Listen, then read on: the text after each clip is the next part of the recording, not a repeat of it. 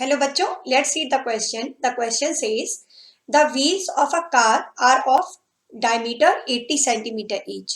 How many complete revolutions does each wheel make in 10 minutes when the car is traveling at a speed of 66 kilometre per hour?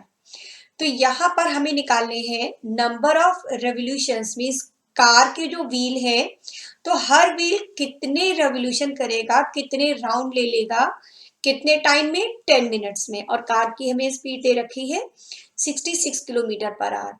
तो सबसे पहली बात, तो जब भी कोई कार है, कार का व्हील एक कंप्लीट रेवोल्यूशन लेगा, तो एक कंप्लीट रेवोल्यूशन में जो डिस्टेंस वो कवर करेगा, that is the circumference of wheel. Okay, तो सबसे पहला काम तो हमारा यहाँ पर होगा सर्कमफेरेंस निकालना। तो सर्कमफेरेंस के लिए डायमीटर यहाँ पर दे रखा है हमें 80 सेंटीमीटर।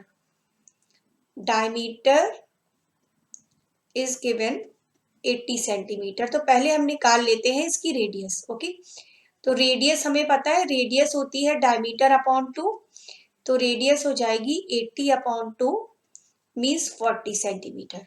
ठीक है, अब हम निकालेंगे कार का जो व्हील है उसका circumference. Circumference of wheel, circumference of wheel, wheel का जो सरकमफेरेंस है उसका फॉर्मूला क्या होगा, 2 पाई आर।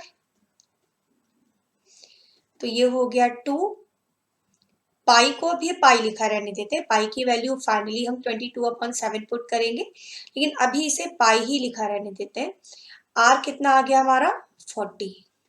तो ये हो गया 80 पाई centimetre. This is the circumference of wheel. अब यहाँ पर जो टाइम दे रखा है, टाइम दे रखा है इन्होंने 10 मिनट्स, टाइम है 10 मिनट्स, और स्पीड दे रखी है किलोमीटर पर आवर में। तो इस टाइम को पहले हम चेंज कर लेंगे आर में, क्योंकि सारे यूनिट्स सेम होने चाहिए। तो मिनट को आर में चेंज करने के लिए हमें पता है 1 आवर में होते हैं 60 मिनट्स। तो 10 मिनट्स को आर में कन्वर्ट करना है तो 60 से डिवाइड कर देंगे। This is 1/6 hours. ये हो गया टाइम। ओके, और स्पीड दे रखी है 66 किलोमीटर पर आवर। तो ये जो 66 किलोमीटर पर आवर है, इसको ऐसा करते हैं सेंटीमीटर पर आवर में कन्वर्ट कर लेते हैं, क्योंकि जो सरकमफेरेंस निकला है वो सेंटीमीटर में निकला है ना। तो इसके लिए हम किलोमीटर को सेंटीमीटर में कैसे कन्वर्ट करेंगे, 1 किलोमीटर में 1000 मीटर्स होते हैं। ठीक है, और 1 मीटर में 100 सेंटीमीटर होते हैं। तो जब किलोमीटर पर आवर को हमें कन्वर्ट करना है सेंटीमीटर पर आवर में, तो 66 में पहले तो हम 1000 से मल्टीप्लाई करेंगे तो वो बन जाएगा मीटर, फिर उसमें 100 से और मल्टीप्लाई करेंगे, then it will be converted into centimetre. तो फाइनली कितने जीरोस हो जाएंगे, 1 2 3 4 5 जीरोस। तो अब ये स्पीड आ गई हमारी सेंटीमीटर पर आवर में। ओके, अब हम निकालेंगे कि उसने डिस्टेंस कितनी कवर की, व्हील्स ने डिस्टेंस कितनी कवर की। तो डिस्टेंस के लिए हमारे पास फॉर्मूला है distance equal to speed into time. Okay, तो distance equal to speed into time हो गया। स्पीड हमारे पास कितनी आई है, 66, 1 2 3 4 5 जीरोस। ओके, और टाइम था 1/6। तो ये हो गया 11, 1 2 3 4 5 11 लाख सेंटीमीटर। तो ये डिस्टेंस कवर्ड आ गई। अब हमें फाइंड क्या करना था क्वेश्चन के अंदर, हमें फाइंड करना था number of revolutions, number of revolutions. तो जैसे कि मैंने पहले बताया था कि एक रेवोल्यूशन करने में डिस्टेंस कितनी कवर करेगा, जितना कार का व्हील का सरकमफेरेंस है। ओके, तो नंबर ऑफ रेवोल्यूशन निकालने के लिए अगर हम ये कर दें, टोटल डिस्टेंस उसने कितनी कवर की upon circumference, then it will be okay. तो जब भी आपको रेवोल्यूशंस फाइंड करने हैं इस टाइप के क्वेश्चंस के अंदर, तो डिस्टेंस अपॉन सरकमफेरेंस। तो डिस्टेंस हम निकाल चुके हैं 1 2 3 4 5 जीरोस।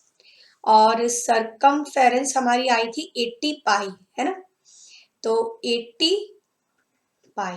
अब यहाँ पाई की वैल्यू पुट कर लेते हैं, 1 2 3 4 5 zeros अपॉन 80। पाई की वैल्यू क्या है, 22/7।